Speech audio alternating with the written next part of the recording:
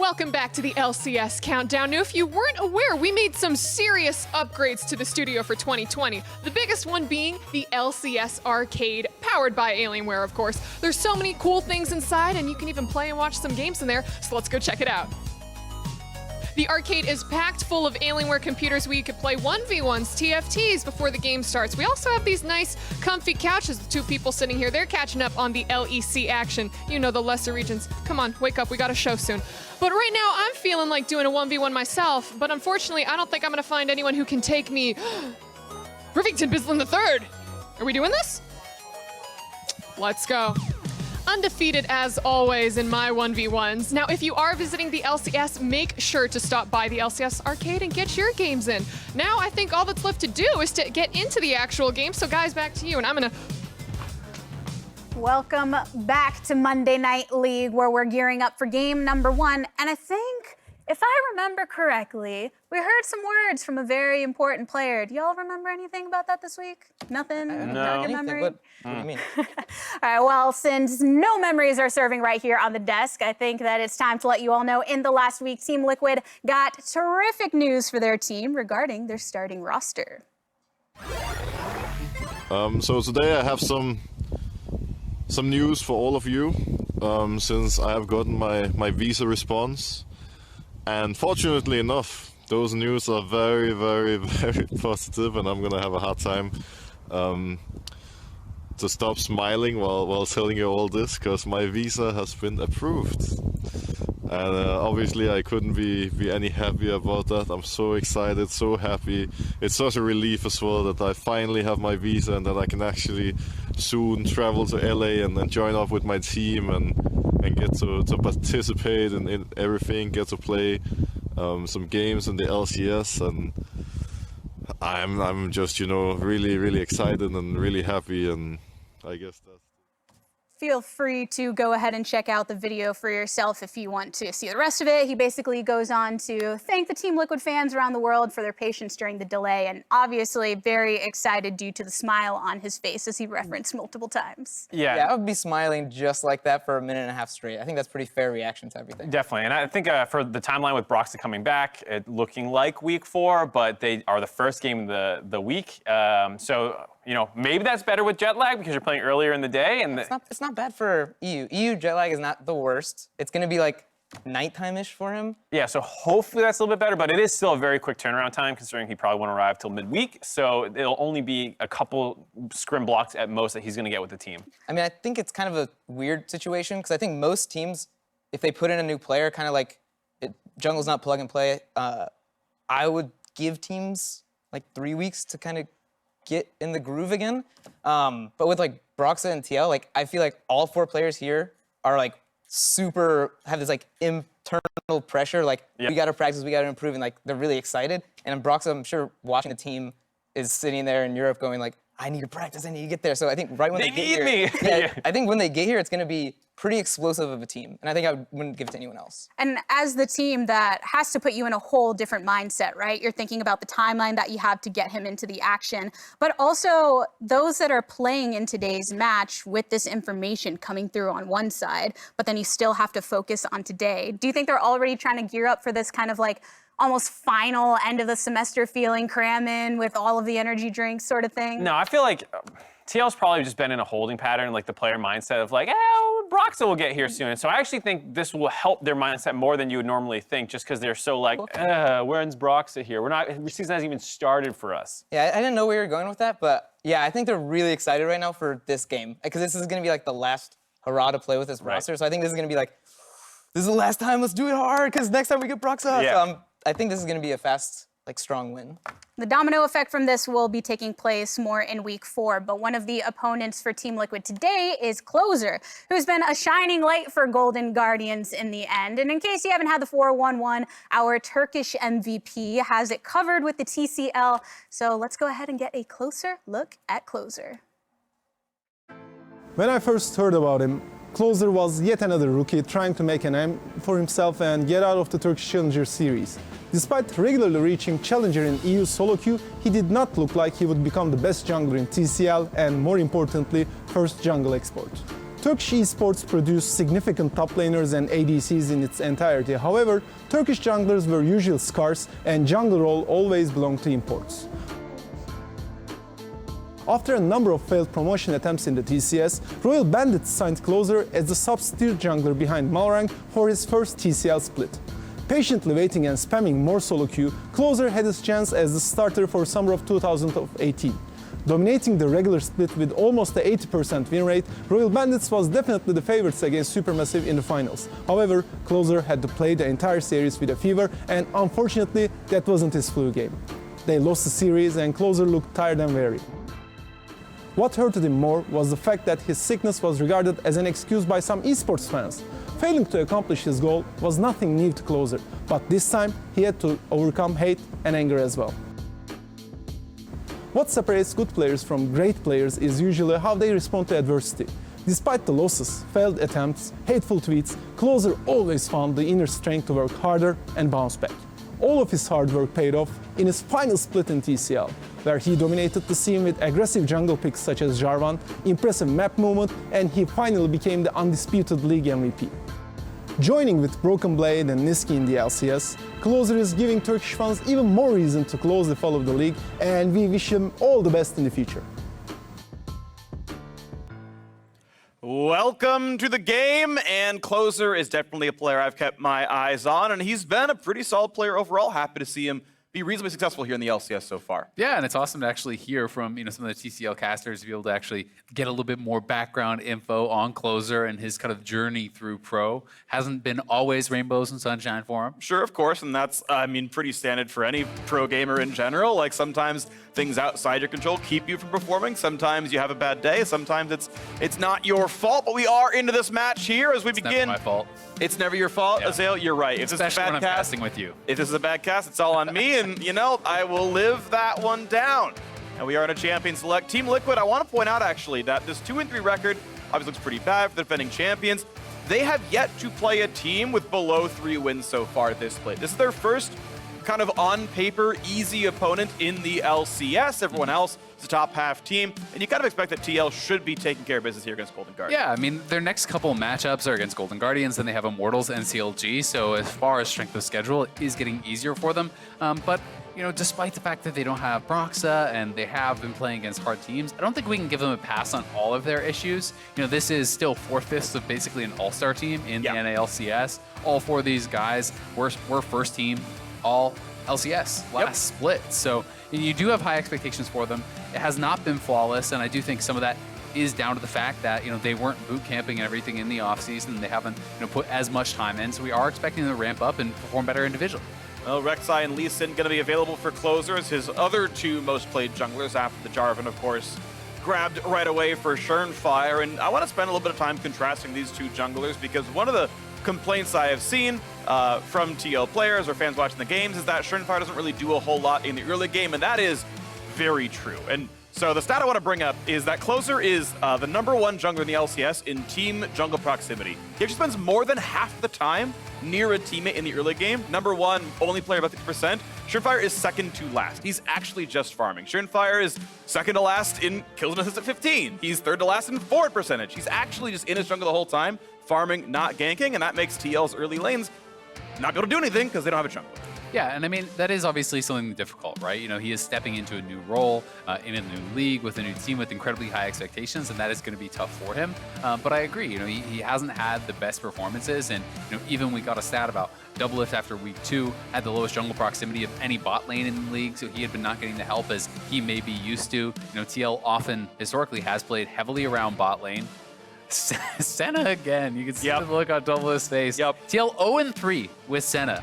And they keep going back to it, and I've got to say I'm so surprised. It just does not seem to fit their playstyle, but it is a pick that is very strong in the meta. A lot of teams are performing with it, so they are kind of insistent upon playing it, continually going back to it. But we have seen other picks be extremely popular, especially when you're looking at the LCK. Senna's not really played very much at all there. Things like Kalista and Ashe are kind of rising up and taking spots alongside MF and Aphelios, which are obviously not available for TL to grab at that point in the draft, but it'll be interesting to see if they can kind of play around it a little bit differently and finally get a win under their belt with this, because traditionally, this is Doublelift's team, right? TL has always been kind of built around him since he joined it. He was the main damage dealer. He is the guy that needs to be protected and that take over the team fight. Senna's not really that champion. Senna is more utility. It is about cross-map plays with the ultimate, supporting your side lanes, being able to have, you know, all the utility of the shroud and the heals, and it's like, its pure DPS output is lower than a lot of these other champions. It is. You look at the other two most common AD carries down there, it's Misfortune and Aphelios. Indeed, Senna's damage per minute, sort of worldwide in pro play, is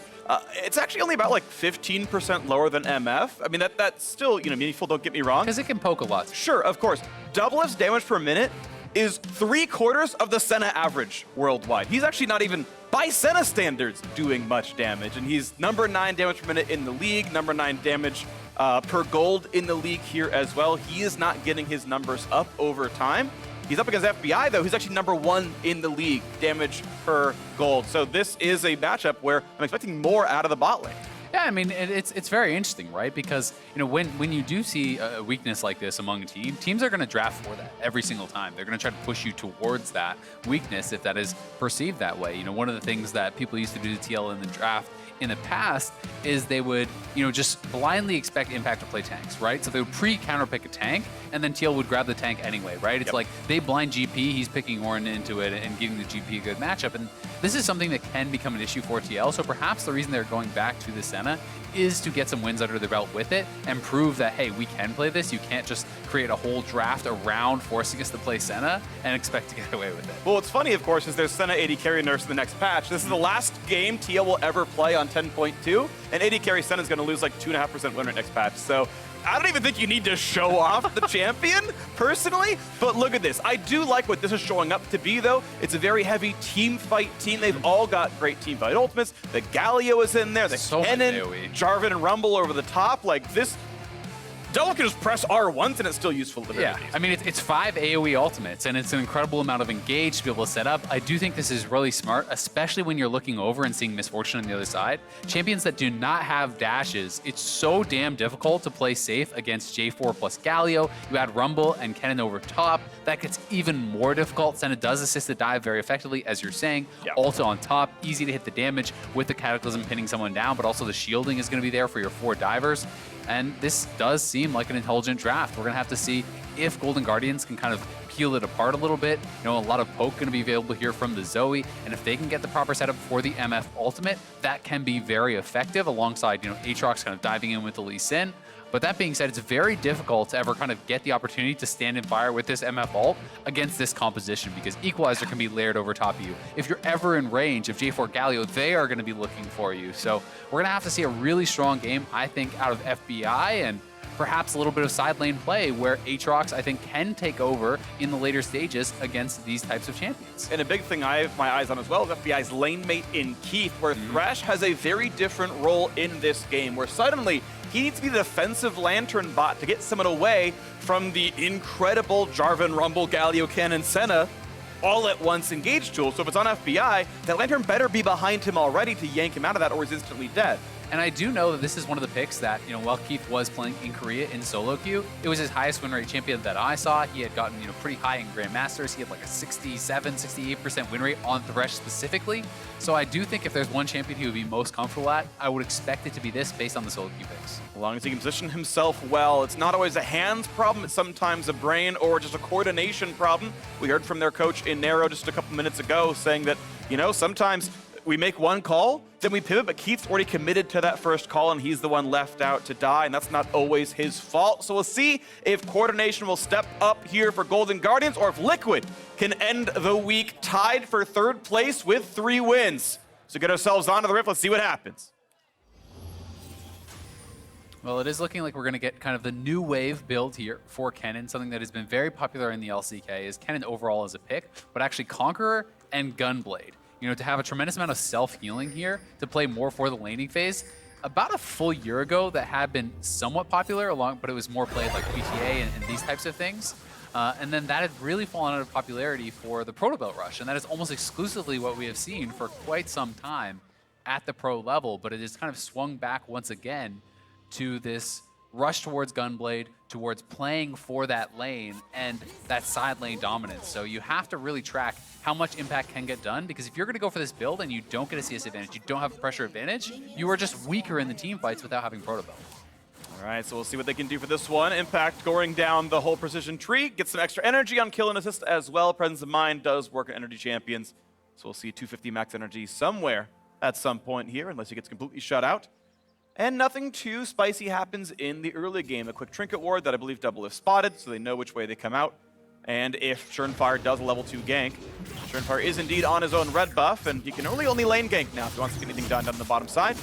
Meanwhile, a bit of a leash coming through for Hauntzer to help Closer go a bit faster. That should help in case there's any kind of weird early game invade path, but Shern is going to go buff to buff, it looks like, and end at Gromp. Yeah, gonna have to track if he can get involved early on here. Does look like Closer is going to be doing the exact same path. You know, he is going to be doing buff to buff, straight to Gromp. All right, well, we have Avli standing by with a sideline report. Take it away. Thank you very much, Freak. I got just a little bit of info coming out from TL's Dodo. Saw the Senna pick being picked up by Doublelift last week. He said that he doesn't believe Senna's a very good champion, or that he just doesn't want to play her. Well, I just got finished speaking with Dodo, and he says that Doublelift is fine with the champion. He likes playing Senna, and he enjoys and he's not too bad at her in the lane. So that's my tidbit of information for you guys. Do with it what you will. Doublelift blink twice if they're making you play Senna, buddy. He also loved playing Sona last year. His favorite champion, by the way. Really a Sona enthusiast. Owns all the skins. We'll see if he's going to be all smiles after this one. Yeah? One thing I will say, Doublelift likes to win. So, He does. you know, if they do think it's going to be the strongest pick, they'll play it. Whether you enjoy it or not, you know, isn't always the biggest of deals. But Impact, you know, expected to have push on that top side, and it is going to be Closer looking for the invade here. Remember, so much of that experience is in that big chicken that he just smited away. So Shern will still have that smite, but Closer, early advantage, and you know, Goldenglue has a great Spell Thief grab there with the Ignite, so that can help to have a little bit more pressure in this 2v2 invade. He has the Ignite. Nice. Well, Shern spotted, of course, by the Scryer's Bloom. Now Jensen asleep, but gank doesn't come through. Able to pretty much play this safely. There's a big wave to farm in the mid lane. Should tie up the farm overall across those two players. Early top lane push expected for Impact there, as Hauntzer's on the back foot of the top side. That's what you get for getting counterpicked and the Kennen coming through. Yeah, generally when you're playing these melee matchups, a lot of it is about knowing exactly how much you need to give over to your opponent, as Jensen will spot Closer coming in here with that ward. And you can't contest every range minion specifically when you are under turret, because you're going to take too much harass. And if you get harassed down too early, you have to give up more CS overall. So we'll see how Hauntzer does in this early lane. If he can, you know, stabilize, you generally go down 10 or so CS, and then from there, if you're playing it well, you can kind of slow that down and try to keep the gap at that point. Top scuttle goes over pretty cleanly to Shernfire. Is going to be first to level 4 in that. And here's the Ignite, the flay, big damage, the flash in. They can take down Double if they're behind him. And now CoreJJ gets some damage with FBI, but has to flash away as well. First blood in the bottom lane 2-on-2 for Keith. Yeah, Keith and FBI taking down Doublelift and CoreJJ there. Doublelift, no flash, also means he's going to be pretty vulnerable to ganks. The possibility is there for Closer to make a move down to that bottom side now. I can't be more hyped than, like, everyone's clowning on Keith, and he's straight up 2-on-2 first bloods Doublelift. Yeah, he played it really, really well. So let's watch this one more time. Let's see how this started out. Woo! Right as the minion goes down, the hook was already coming out. So Doublelift thought he was safe, thought he was behind that minion. Keith grabs him, and from there, it was pretty much lights out. I do think it was smart to not use that heal. I do believe that was intentional, because from that point, I think the summoner's just going to be wasted. So Doublelift accepts his death. Only positive for TL side is that the first blood went to Keith instead of to FBI. Sure. So the itemization, you know, is not as bad as it could be between those two marksmen. It's still a pretty big deal, though. Extra Dorans and extra longsword on top. So expect that bottom lane to be heavily in Golden Guardian's favor for the next couple minutes at least. Yeah, do want to point out it was 3 summoners burned for 2, so there is the summoner advantage back in Team Liquid's favor. They get a new gank coming through. Crucially, FBI himself has the flash, but of course Keith does not. We'll see if that comes to matter pretty soon. But a 500 gold difference puts Golden Guardians in the early lead. Most of that, of course, buoyed by the first blood itself. Closer's back into this lane, but Shernfire's here as well. Spotted by this trinket ward, able to kill it himself. And they should know better than to go for anything too aggressive, knowing that Shern is there. If GG plays up, that means they absolutely know that they have a counter gank waiting. Yeah, and you know, we see Shernfire here. As soon as he gets spotted, he just wants to be in the area long enough to make sure that they can actually push in that wave and reset it, and they have been able to do so. CoreJJ spotting Closer there, who will be backing off now, but you know, Jensen just kind of been a farm lane thus far. Yep. The Zoe able to kind of hold this lane pretty equal. You do expect Rumble oftentimes to have the push, but Closer has been pretty active around this mid lane, and that is going to make you hesitant to fully commit to a push. And one point of note actually is across the 5 games teams played so far, Goldenglue has had almost identical laning stats to Jensen. Very slightly better performance in CSD gold difference and very slightly lower overall jungle proximity. They've actually been having a pretty good early game there on Goldenglue's side. Yeah, I mean, I think Goldenglue has been actually quite a successful laner. I think his problem has been in converting the leads when he gets them, right? You know, we've seen multiple games where he's in a great position, but it doesn't always result in a win, and that is not just a Goldenglue thing, it is a team thing. But they need to get to a point where they can take advantages and consistently turn those into objectives, consistently turn those objectives into game wins. Because, you know, it's not as though this has been a team sitting at 1-4 that it's just been getting slammed. They've actually had a lot of really close games that have sometimes just barely not gone their way. And we'll see if they can convert those a bit later on. Of course, right now we're seeing Shern yet again look towards the bottom lane. A rare bot lane gank for Team Liquid with this jungler. And this could be the play. FBI's going to need a lantern. Gets to walk over to it in time. And Core just could not land the E to stop it. Nicely done by Keith, lanterning out. Yeah, Shern tried to actually drop the pink ward on that lantern. I do think he was a split second too late. That the lantern had already been grabbed by FBI, so pink ward not very effective in this case. And Shern does actually walk past that pink. I don't think it was spotted. I think he did not walk through that brush, so he may not know that they have vision there. And a lot of damage. This could be the Q's landing.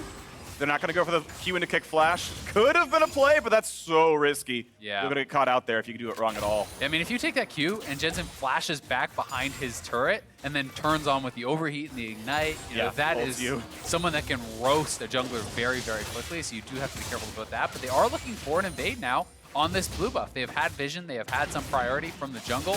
Closer is up a level, and it's going to be a nice blue steal there for Golden Guardians. Really nicely done. 600 gold lead. Easy wave clear pretty much. Level 8 actually first for Goldenglue, of course, with the bonus XP you get from taking the blue, despite dropping 1 CS to his turret. Obviously worth it in all cases there. Impact. Throw him back to the lane, and we check in on top lane, and it's, well, it's actually going to be maybe dangerous. Nah, it's going to push back away. It's going to push back towards Hauntzer without much issue, but still going to be a 10 or so CS difference here. Yeah, and that's about what's expected. I think both players are playing it, you know, pretty well. It is one of those things where, you know, as Hauntzer, as I said, you're going to have to give up some early CS, but then you should be able to stabilize the lane. Merc Tread's almost always the buy. The tenacity is pretty important here against Kennen. Move speed also a big deal to be able to dodge out a lot of those shurikens. So, you know, farming it out pretty well, and we'll see if Impact can continue to create this pressure, because this is what you need to do when you're investing into what I see as a pretty early game item in that Gunblade compared to the teamfight effectiveness of its counterpart, which is that Protobelt. Attempted sleep there, not going to land on that one as Keith grabs the CS and then walks away for the other half of it. Looking over at this top side of the map, yeah, FBI has the most gold in the game. The 200 gold for the assist on First Blood, obviously meaningful, but also a 20 CS lead down to that bottom lane. Now it's a pretty far run, and yeah, with the E, gets out of range. Goldenglue not able to land that poke whatsoever. You can see this team now posting up around this Rift Herald. Of note, neither team actually swapped their AD carry out of the bottom lane for the 8-minute Herald. We're not seeing that play this time. And you've also got to look at how big the CS advantage is actually now. Oh, double walks to the right-hand side. Still 2 more autos. Almost going to be enough. The ulti! A big shield. And actually forced the Galio ult down as well. FBI forcing big spells out of Team Liquid. But now, a big play to Shernfire. A lot of damage on a Goldenglue. He's going to try to run away, but he just does not have the ability to. The flash follow is going to be there. The ult as well. So Goldenglue falls. A great mid lane gank for Shernfire. Yeah, really nicely done. But here comes FBI and Keith. They could look for this closers here too. Play, kick, Q lands, no way out, and Shernfire EQs out back to the opposing turret. Hook's gonna land, give it over to FBI. We almost autoed him, but that is the kill picked up. A trade of 2 for Golden Guardians. This game has been bot lane difference for Golden Guardians against TL. The best bot lane in the league for the last while, and they are just dominating. Up over 20 CS, the roam then to mid lane. Goldenglue here getting the initial chunk onto Jensen, but Shernfire was right there to respond. And then Goldenglue here, he's not flashing because Shernfire is holding the ultimate. Yep. If you flash, you get immediately hit by the Cataclysm and you just waste that summoner. But in comes Keith, in comes FBI, Closer with the kick through the box, the Ignite is up, they finish that kill off, and then Shernfire slowed by that box. Really doesn't have anywhere to go. Maybe could have used the EQ down to try to escape, you know, out through the bottom side, but really just a great roam from the Golden Guardians bottom lane, and that is due to the pressure advantage that they've had down there. Look at this one, 1,500 gold lead. Golden Guardians with a really good start, and a lot of that honestly is on the back of Keith. He's landed some very good hooks, but Shernfire showing signs of life as well. The knock was there, a stopwatch burn, but there's really no way he doesn't die. And indeed, the flash doesn't get him away. A nice ult to lock him down. Shernfire sets up another. Yeah, that seems like just a bit of a frustration use of that flash. You know, when you have made the call in the previous play to not actually flash when J4 still has the ultimate and is right there behind you, then why do it on this one? It does seem like a bit of a wasteful use of that summoner. Yeah. So he is going to go down, loses the stopwatch and the summoner. Buys a little bit of time for the squad, though, to get the push on mid lane, so they do get a turret plate there, but TL will get the kill, they will get the dragon, and very likely can get access to a turret plate in bot lane too. Pretty nice. There's going to be attempted plays here by Golden Guardians, but nothing going to happen too much. Liquid, up to this point in time, actually had the lowest Drake control in the LCS. A lot of that was, again, as we kind of continue to look at Shernfire and point fingers, the guy wasn't getting ganks off and helping the bot lane shove out.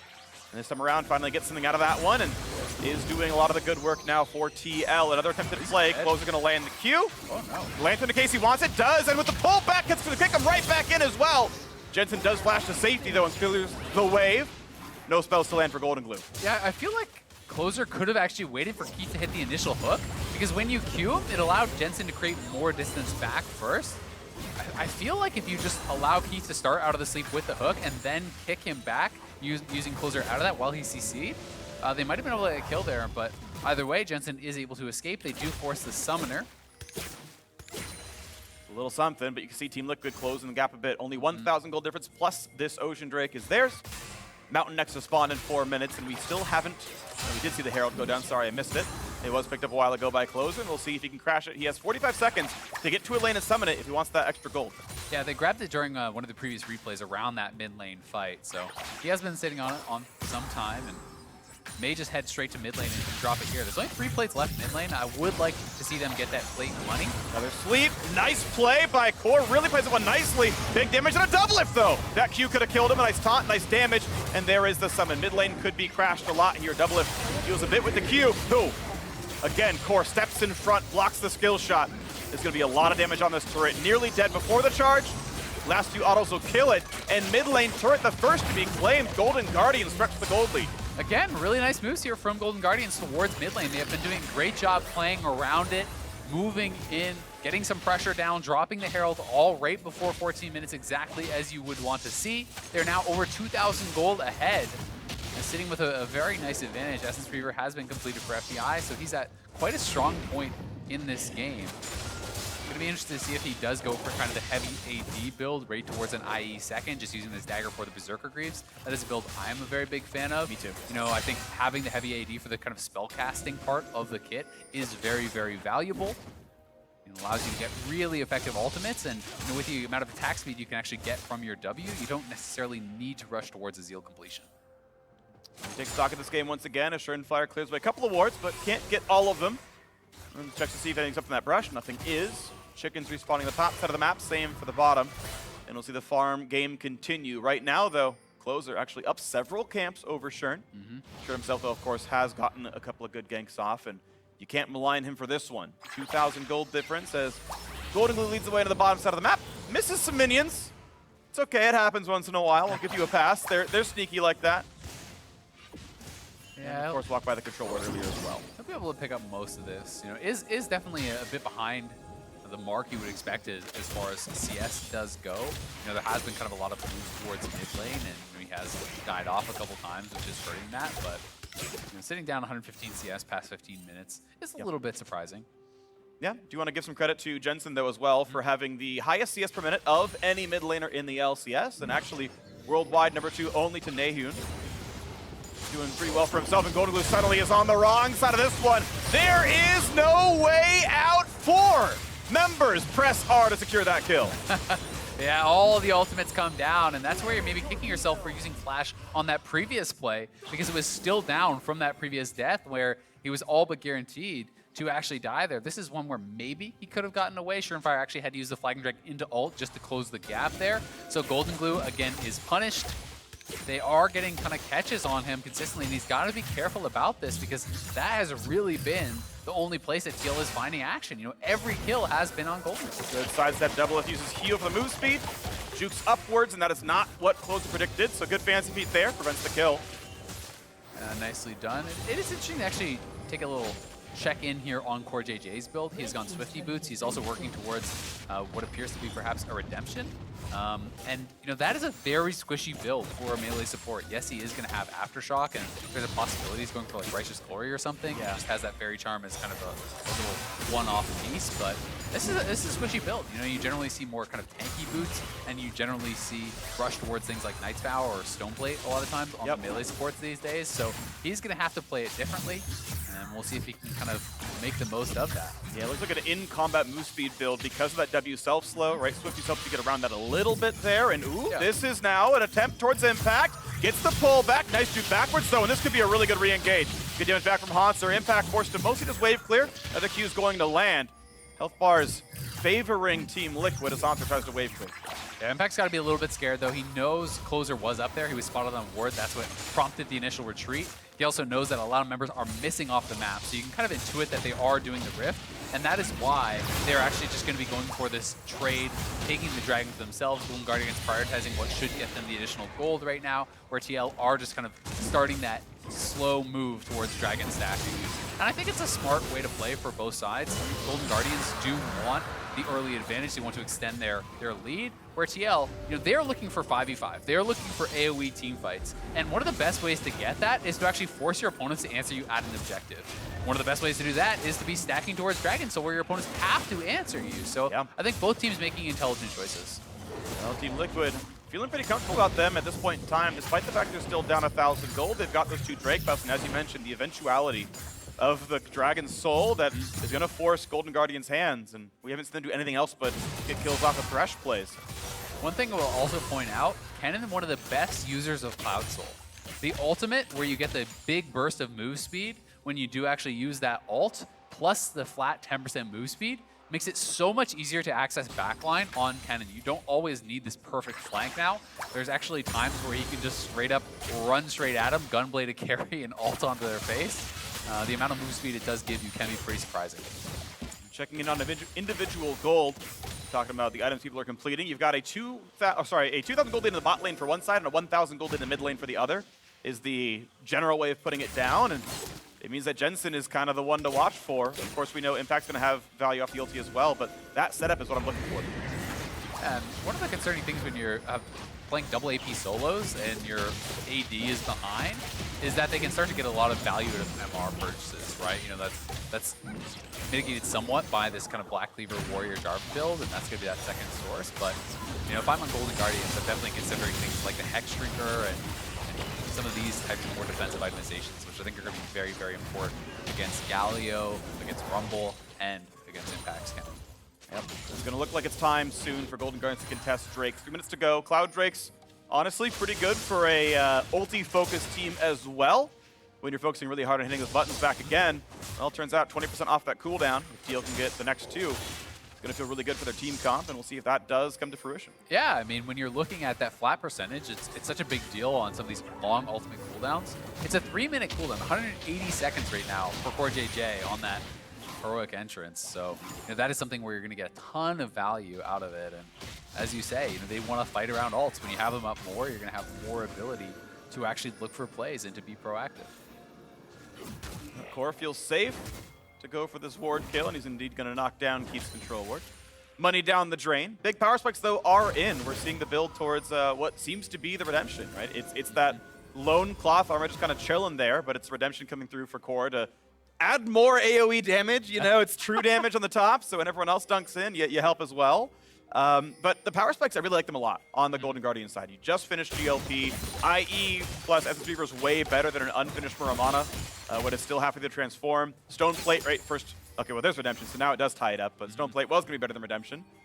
One of the interesting things about Redemption, as I'm kind of thinking about more some of the logic behind this purchase, is that you are expecting, you know, 4 of the TL members to be heavily stacked and diving, right? So you're getting so many people grouped up where you should be dropping this. You can drop it offensively, as you were kind of alluding to as well, and maybe get some of the damage, but also get a 4-man heal potentially that could be pretty reliable when you have everyone who's going to be funneling towards this Cataclysm and this Galio ult. Yeah, I think it's going to look really nice. Looking as time moves on, as FBI can wave clear. Double gets a couple of pokes down on the turret, and we're only 85 seconds away from this Cloud Drake spawning. That's, to me, where the first big team fight happens, and the problem is, of course, for Golden Guardians, Team Liquid would love a pretty direct team fight here. You can see, though, both sides have basically every single summoner available, so you know, there's not necessarily that easy pick over onto FBI. He has Huntz, he has Flash. You know, that can make him much more difficult to actually lock down and get a hold on. Good look right there. Gets the slow on a Keith and Closer. Wave clear on both sides, and FBI, yeah, goes ahead and walks up. Says, I'll battle you, Doublelift. And decent enough job of that. 45 seconds now. There's basically 2 more wood waves to clear, and then that bottom river is going to light up with action. Yeah, it's getting right to it. People have got to get ready for that move. Impact's still up on that top side. I'm wondering if he's just going to try to be getting damage down on the turret and actually use his TP to join the fight, because he has not yet made a move down towards that Dragon Pit. And there's not really a ton of time to actually do so yet. You know, TL doesn't really have very much vision in this area. You know, they have one lone ward, but really past this point on the map, they haven't gotten much, right? This is all Golden Guardians here.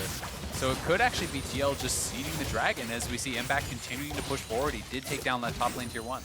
And we've had Hauntzer just recall to get to the top side now as well. Both teleports available. We'll see if they join. Once again, Core ease backwards and gets out of range of all the poke, but now the Cloud Drake is alive. And right now, the river belongs to Golden Guardians. That can easily change, of course. Goldenglue, nice poke out from Doublelift. They got to be careful. The root's going to land on a Closer, and he could be the target. Kicks back, finds the knockup. Bullet Time forcing the flash away from Doublelift.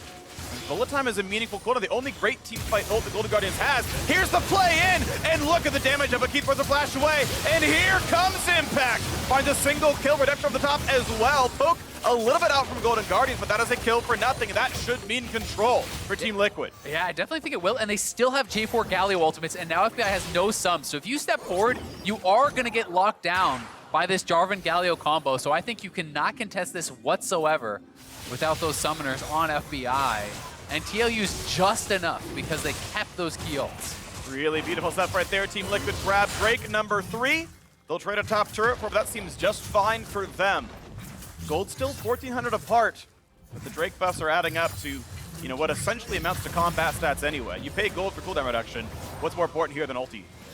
Yeah, it's going to be a really big deal. Checking in a little bit on Doublelift. He is sitting at 52 stacks on that Senna, so closing in on his 3rd range upgrade. Here this is one more time. It was a beautiful start to the fight. Golden Guardians were able to get a kick on Shernfire through Doublelift, but then the re-engage here, utilizing Nimbus Cloak. Flash plus Taunt plus 50 boots. He's actually going so damn fast with the Nimbus speed there, as well as the slow reduction on his 50 boots, but Golden Guardians are actually just rushing down the Baron, and it looks like it's gone. What a sick play. They sneak it out. Everyone else gets out of the pit as well. During the replay, Golden Guardians sneak a Baron, and suddenly they've got the things they need to push a lead. Yeah, that is a huge deal here. As Golden Guardians on that recall, on that reset from TL, they just actually ran out on the map, ran straight for the Baron. They're able to grab it and secure themselves a very big advantage. We'll see how much more gold they can actually get with this buff, but looking really good all of a sudden from what had felt like a big TL win. Yeah, I thought so as well, but yeah, the whole team was topside, of course, because they were taking on the top turret. Team Liquid reset, and a really good call to see that one. I really want to know which player said, hey, we can Baron sneak this, and it was definitely the right call, so beautifully done here. And now a 3,000 gold lead. Now, Team Liquid are on soul point. That really does matter a lot. I would actually put a Dragon Soul as about, I would put it about 2,000 to 3,000 gold worth of overall power. Like, that's kind of how I would sort of shake team-wide power differences. And that means if TL gets that next Drake from a sneak or anything else, I think it ties them up right here. So Golden Guardians, I think, need to press the next 2 minutes of the Baron. Yeah, I agree. They do want to extend this advantage. I would think it'd be worth even more than 2,000 to 3,000 gold. If you're looking across 5 members, even just 10% flat move speed feels like so much to me. As far as the value, especially at the pro level, of being able to avoid some of those skill shots and closing the gap when you are playing a lot of these kind of short-range champions. You do really need to get in there, but Golden Guardians trying to get the most out of this. They've already knocked down the bot lane tier 2. You have Hauntzer solo pushing in that mid lane, and it's going to be up to TL to try to wave clear this one out. Oldsy after the poke from the Q. Jensen chunked so low he can't fight anymore. Maybe an ult over the top. He's not going to commit that one here. Doublelift bringing anyone with him. Not just yet. Closer. Goes for the flash kick. They caught him out. What a beautiful setup. They spot impact now as well. And this is a big setup now. Maybe Closer with the stopwatch stays alive. Re-engage towards a kill onto CoreJJ. And mid is already pushing. Golden Guardians setting up towards the end game. They're going to knock down this bottom inhibitor and push into the mid as well. All of a sudden, this could be game-ending damage. Closer catches Doublelift. CoreJJ dies trying to save him. It's going to be at least 2 inhibs, but they don't have a lot of safe wave clear here, and they're going to look for the end. It's a pretty important ult to miss. Now Impact gets completely slaughtered. Hauntzer in the front line. Stopwatch in as well. And they might pick up another kill over the top. Guardian Angel down for the top side, and that is a dead jungler. But look out for the rest of this half as the respawns are coming pretty soon. 1 second on Doublelift. CoreJJ back as well. They just dodged the ultimate, but the health bar is so low. Golden Guardians should be forced to run away. It's a fast recall, 15 seconds left on Baron. And what a game-opening fight. Yeah, that was crazy. Just barely enough damage coming through from TL to even hang on. But Golden Guardians got so much more from that Baron than I think anyone was really expecting. It all kind of came off this pick from Closer. Doublelift just got too close to that wall. They did not have vision in that area. You have to expect that someone could be looking for the engage over that wall. I think seeing Thresh gave him a false sense of security. He lost track of the fact that Closer could have been there. Closer punishes him massively, and Golden Guardians get both inhibitor towers, both inhibitors, and almost close out the game. It really was just kind of back off of Jensen here, getting a lot of damage down onto multiple members that kind of force them back because the initial sleep lands on impact. He goes down very, very quickly, but Jensen getting so much damage out onto Hauntzer, then kind of coming back in, getting a lot of damage across on FBI. Barely enough to push them back because they knew with the respawns they could get a kill. But imagine Jensen didn't ult a minion wave and not kill any minions out of it. Yeah. They don't dive that Nexus if Equalizer's up. And if they do, they lose 3 people, right? So that ult needed to not be burned. Jensen did not save a turret, and it would have saved a Nexus turret and 2 kills if he held that cooldown, and that speaks to me as inexperience. Yeah, I mean, it's tough, right? Because I think, in these types of situations in the LCS, every time you see someone die with the potential of ending, everyone on comm starts screaming, clear the wave, right? And I think it's one of those things where maybe they overestimated the damage they could get done with it, but either way, Golden Guardians looking to push in here, looking to close out this game. And all of a sudden, they're 8,000 plus gold ahead here, and they are looking like they are in such a good spot. The Cloud Dragon is up on the map. That's sole point for TL, but good luck leaving your base. It looks like they're going to go for some damage towards Shernfire, pushing him back away as offensive wards come down to look for who might be over the top. No poke going to land just yet, but top lane wave's getting cleared. Bloodthirster means extra shields here for FBI, who does have flash crucial. He can get away from almost anything that TL throws at him. Nice ult. He's going to push back Shernfire. Redemption, though, going to keep that squad alive, but it does mean a few seconds to knock down this turret. That turret will indeed fall. Closer again for the kick flash. He's going to cut out. Guardian's going to go down. This could be a really good fight for TL, just potentially. Core forced away, though. The re-engage towards close. They pick up 1 kill, and they're not going to land the sleep just yet. So the team that could find that 1 kill. And remember, they are on soul point. Jensen trying to cut away from Hauntzer. Finally, a knockup going to land. There's Respite. That should almost be the kill, but it's not just yet. And here comes Impact, looking to find a kill. They shut down FBI. Doublelift still alive. The play for Keith. He wants to kill Impact. They find 1, they find 2. It's a trade back now as well. And now it's up to Hauntzer to do the damage. He does so indeed. 3 for 2 in the back half of that fight after that first pick. 2v2 now inside the base, pushing in with the minions. It's going to be triple inhib here, and Doublelift has no summoners. He's still fairly low. If he gets caught by any poke from Goldenglue, he could die. I don't even know if they can deal with the minion wave here. With Jensen looks pretty decent. Still can't land the poke though for Goldenglue. He's running low on mana now as well. Respawn's coming in 15 seconds. Trying to shepherd the wave in. Ult comes in as well. Can't quite get Doublelift. They flash in, but can't get that one either. There's the hits for Hauntzer, saying goodbye to his ex-teammate. And that will be another turret falling. 5 seconds on CoreJJ. 2v1 pushing in for Jensen. 1 more auto would kill him, but he goes back to the Nexus. The kill comes down, and now it's up to Core. He's gonna find not quite the taunt. The damage still coming in. The minions are there. 2 more shots, and Golden Guardians takes down Team Liquid. A 30-minute victory here over TL. Golden Guardians picking up a big win. And Team Liquid just not looking on form tonight. And Team Liquid cannot blame Shernfire. Shern had all the good early ganks, thought he actually had a solid early impact there. The first blood was a heads-up 2-on-2. Keith went above and beyond here in this game, did so much work, won the 2-on-2, had the mid-roams for the 2-kill comeback. Absolutely beautiful by this Golden Guardian squad. TL moving to 2-4. Yep. Very, very surprising start to the season for them. But Golden Guardians gonna be feeling so good about this one. Really, you know, and it's not just Keith. I think that FBI played incredibly well. Yes. You know, they get the 2v2 kill. They actually move mid lane and use that to get an advantage there where they're able to win a fight. And Closer, I think, played a hell of a game. Yes. Getting multiple key kicks. Yep. You know, that one kick on Doublelift in the base, that was kind of the key moment of the game where that could have just been some pressure on Inhibitor turret and turned into what eventually was the game-ending play, losing 2 inhibitors, not being able to keep up with wave clear. You know, he has been very quick to pull the trigger when he finds an opportunity. And I think that is something you really, really do need when you're playing champions like Lee Sin at an elite level. And I'm very, very impressed with him. Very impressed indeed. Good job, Golden Guardians. And for more on that victory, obviously standing by with the former TCL MVP. Thanks, guys. I got Closer right here with me. Congratulations on the win against Team Liquid. Now, you really had that game-winning play, the Lee Sin pick onto Doublelift. So tell me about that moment. Yeah, I felt like we were playing a bit passive, even though we were so ahead in the game. So after I hit my Q on Doublelift, I said, like, guys, I'm going here. And it ends up really good for us, so I'm happy.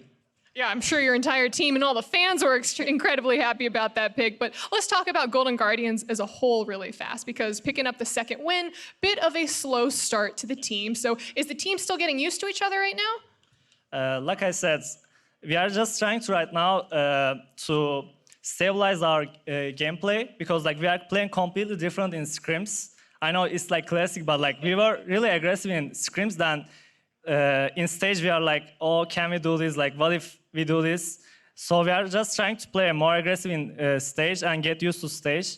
I'm pretty sure when we get used to stage, it will be better for us. So do you think it's a confidence thing or just stage nerves? Yeah, I think so. All right, we'll figure out how to shake those off. But again, 1-1 weekend for Golden Guardians. Yesterday, loss against TSM and your buddy Broken Blade. So tell me, what were you feeling when he ended up blowing up your Nexus? It's always bad to lose a friend because he'll keep joking all year. So yeah, I'm looking for a rematch. I hope I can win the next rematch. Anything you want to say to him? Free match is a couple weeks away, but anything you want to say leading up to that game? This time I will show him my Kiana. And we will see. All right, BB, he just called you out right there. But Closer, once again, congratulations on your game. That's it for us here. Back to you guys at the State Farm Analyst Desk. Thank you so much, Avali. A momentum that started with Closer's Q and went all the way with a slew of smiles on the side of Golden Guardians, maybe a Kiana to pop out eventually. But I believe you both were predicting the opposite way for this game. So surprises on this side? Yeah. No, I totally knew it was going to happen. And I'm sure you predicted how it was going to happen, too. The solo kill. And I knew it, right? When I was like, oh, we're talking about Keith. He's going to kill Doublelift in lane. Duh. Yeah. Oh, man. No, that was that destroyed our predictions pretty hard. Yeah. And especially because it was Keith who was the one who started it. Like, their bot lane started that snowball. Well, and it was exactly what we heard them talking about in the offseason and stuff about why they want to keep. They want someone who can punish in lane. Such a nice setup. They timed the Q with the hook through to get the bounce damage as well as kill the minions, so the hook can go through, flash Lantern ahead to cut off Doublelift's escape. It was all super well coordinated, and that's exactly the kind of stuff they were looking out for. And then he kept it up over the course of the game, was actually a huge playmaker for them. Yeah, I really like the Thresh MF, the fact that once they got their lead, they started moving around. They didn't just like stick in lane. It was really important because both of them are super deadly, super fast roamers. So you can just see them impacting the map everywhere. Yeah, the closest Team Liquid got to clawing back in this game was some mispositionings by Goldenglue, getting a little too aggressive in the side lane. Yeah, I think he didn't completely understand what his role was going to be. Here they get the mid push with the jungle and support, and they're actually going to come help Goldenglue right afterwards, but he steps up too far and gets caught by the Cataclysm before they can even help him. Yeah, I mean, it was a weird setup too because you want to have the Thresh and the Zoe to start picking TL when they walk forward for the Drakes, but didn't end up happening. TL had a lot of Drakes, apparently. Yeah, it was mostly off of that like, kind of side lane mismatch that was happening where they were losing the early Drakes, but after TL took the last one, they took a weird reset, Goldenglue just rushed the Nash here. So when they went aggressive, they actually got a whole bunch in this game. And a lot of the aspects within their composition from the draft really seem to position them to be able to do so. Opening it up right there, as you saw there, pushing through in the bot lane. Opening it up, I like that. Closer opened it up. I gotta say too, just a minor nitpick, TL's draft in some ways could work, but it is so bad for their team. Jensen was a horrible rumble, overheating, like at horrible times, ulting minion waves as they're like 5v3 defending their Nexus, like just baffling play. Impact built a Morella Nomicon after Jensen already had one, and he needs Zhonya's. They have 2 Morella Nomicons. It's just like, oh, everything about that game. Team as well. Galio too, when they could have picked TK, that was a disrespect pick in the bot lane. I mean, that would have saved Doublelift, right? He's getting hooked by Thresh. He's getting kicked in by Closer. It's like, they needed that Tom Kinch. No, we need more Wombo. We need more R buttons. More R buttons? Yeah. Top side having 3 R buttons wasn't enough. We need a 4th. Which is really weird, because even Golden Guardians draft was one of the ones where I was like, man, they're playing a lot of skill shot champions, where it's like, yeah, if I'm drafting for GGS, I'm going to pick like easy execution. They pick like, if we win, we're going to win more, right? Threshes win more, Zoe's win got more. Got land hook, got land bubbles. Yeah, but they're landing everything. So I was like, real big props to GGS. And pivoting back over to the things that were working well for them within that game, before we went into it, we got those words from Monero speaking about not just the Keith situation, but he felt it was more of a team play aspect that came into it. So considering Keith's performance within this game compared to others and some of the other things going on, where are you in that? Team play, Keith? I'm definitely more on the team play aspect of things, given how they lost yesterday, which was once again about their top side getting snowballed on. So, I mean, I love what I saw of Keith this game. Not on TK. You picked him to be aggressive in lane. That's what they always said. And it was weird to see him on TK duty. Here, they actually give him a champion who can make plays, and he went and did that. And so I would love to see them continue to look for more aggressive stuff out of their bot lane. Yeah, I mean, I think this was kind of a special case because of like so many bot lane bans came in, so they kind of got like a really niche one. And then, I don't know, TL Galio pick, I don't completely understand it. I know the Wombo's great and all, but I think a lot of things happen in this game. The only thing is, yeah, they need to win a lot more. And then the Thresh pick as well, like, you're not always going to land hooks like that. So they need a more like solid way to be able to replicate this win. I don't know if they can just like do this every game. Considering that Keith and Goldenglue are both going to be going on to the Bud Light League Lounge later on today, I'm sure they're going to be feeling much better about that win. When we come back, though, Counter Logic Gaming will go up against Immortals here on Monday Night League, so don't go anywhere.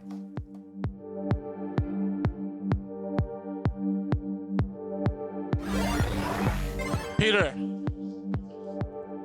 Man, how do you think he can hear you? Can I have everyone turned up? My mic is good, but just everyone else. Jesus Christ. It's going to be first level 4 in that, and here's the Ignite, the Flay, big damage, the flash in. They can take down Double if they're behind him. Doing pretty well for himself, and Goldenglue suddenly is on the wrong side of this one. There is no way out. I'm looking for Kennen. I'm still staying. Jarvan sub. Fight for lantern, Hey, kill this guy. He's done. Kill Galio. Kill Galio. Woo! End game. Hit base. Oh, he still live. Hey! And let's go! You noobs! I'm just kidding. You guys are good.